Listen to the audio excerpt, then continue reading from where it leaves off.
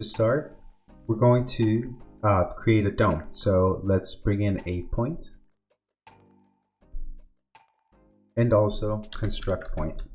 And this will allow us to just bring in a point, and we can move it in the X, Y, and Z, but we can also set a point to move the location of our structure. So let's move this point to create the radius of our design. So let's move,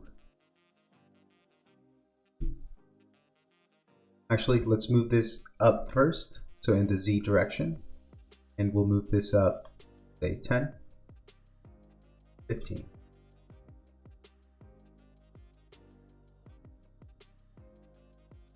Now, what we could do is connect these two. So I'll create a line starting at the ground point, ending at the top point.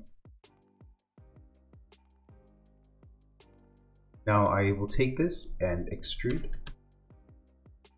this line in which direction?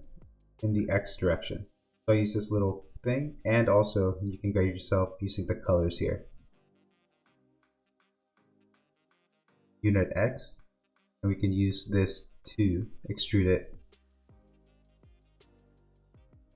So I'm just going to copy that slider.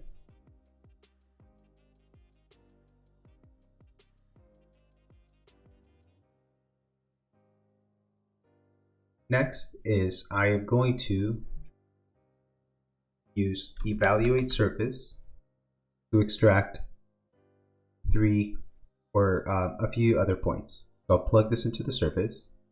I'll right click and reparameterize, and also go to an MD slider where I can now plug this in here. And now a point is created along that surface. So I'll create one point here, and I'll copy this down and create another point down here.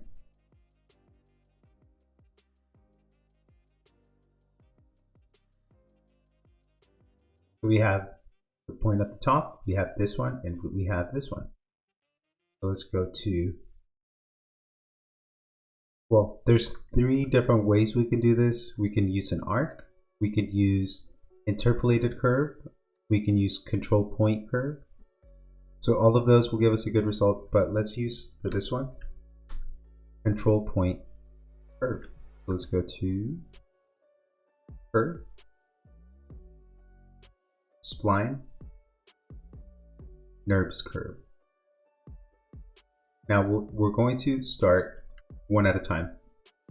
We'll start with the top one.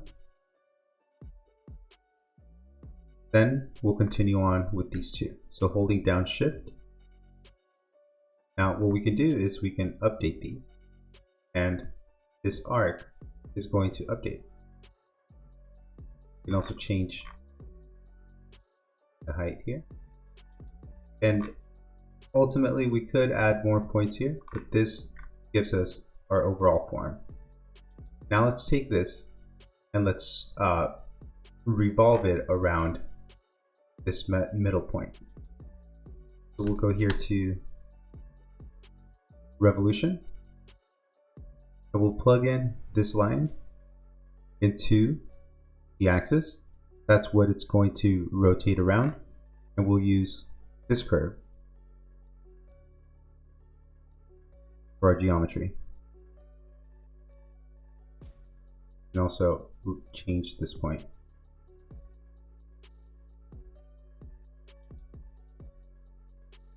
So with this form, let's go back and disable the preview on all of this, and we have a form that we can now subdivide. Now let's go here to isotrim. So I'll double click here and go to isotrim component, and with isotrim we'll bring in divide domain squared. I'll plug in the surface into the surface, this one, the surface into the domain, and the segments into this domain. Automatically we're going to have this subdivided 10 and 10. So let's change that to two different sliders here, and lower the vertical number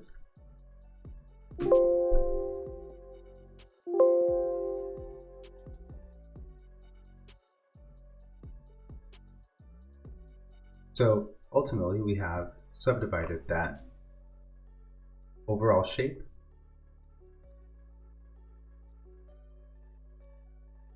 Of course, we can also use a different curve, like I said, like an arc, and that will give us more of a true section of a circle.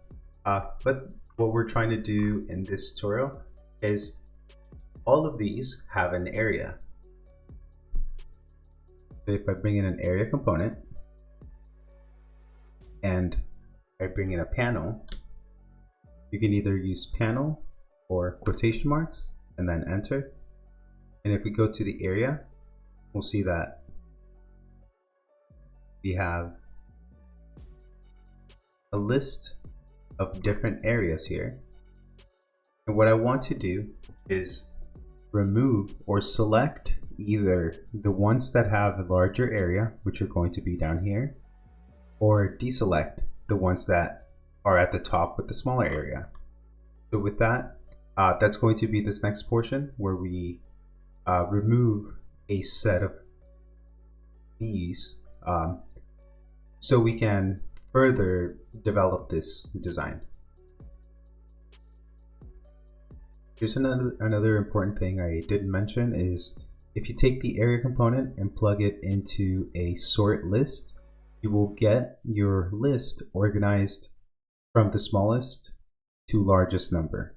This way, we know the cutoff point for the different panels. So we know that if our number was about 30, we are in around the midpoint, because if we kind of go here to the middle and we said like 30 or 29, that's about where it would make sense to cut it off. But we'll leave this kind of small here, leave it to the side, because most of the work is going to be done here below. For this next portion, it's something similar that you've probably seen. If you've seen my tutorials, there's another tutorial where I did the image sampler. This is very similar to that, just using this area component. So let's go first to math, and we'll go to greater than. Now we'll plug in the area component into the first number, and the second number was that number that we were saying, you know, approximately 30 or 28. So let's go here to 28, and we'll plug this into the second number. What this is going to do is, if the number is bigger or smaller, it's going to create a list of true and false to remove a set of these.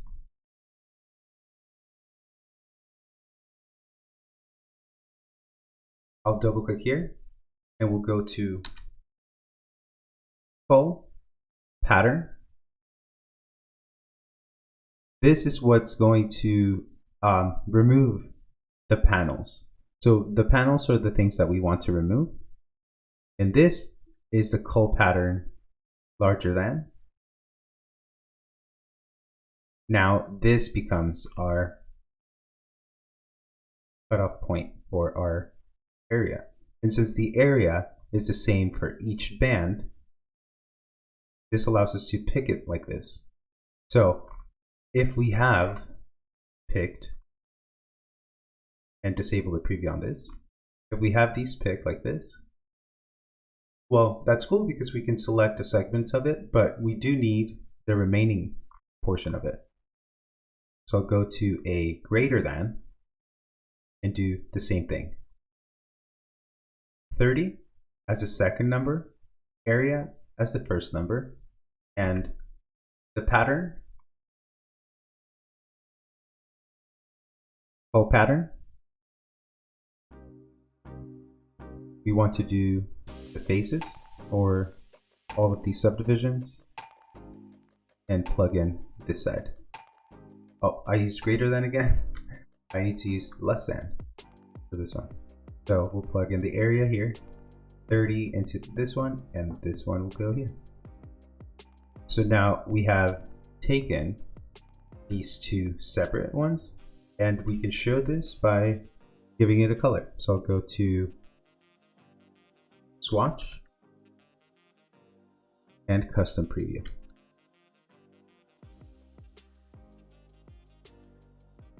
this top part,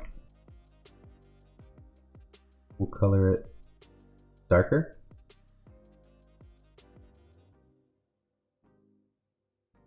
And this bottom one by copying the custom preview. Oh, 1 second. Now we can plug this in and change the color.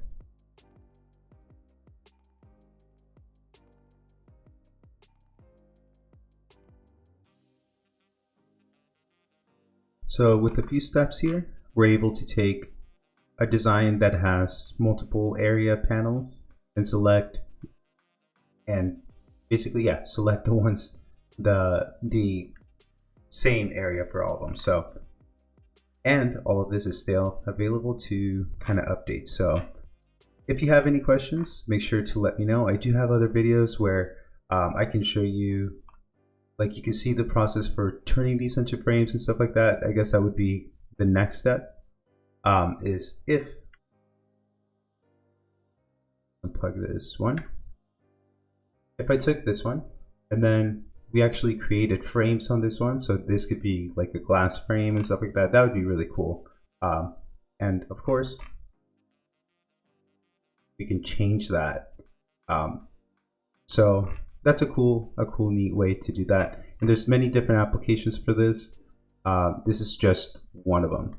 So if you find out other cool things to do with this, let me know. I will have this in my YouTube section of my website. So thank you for watching. Hopefully you found that useful, and I hope to see you all next time.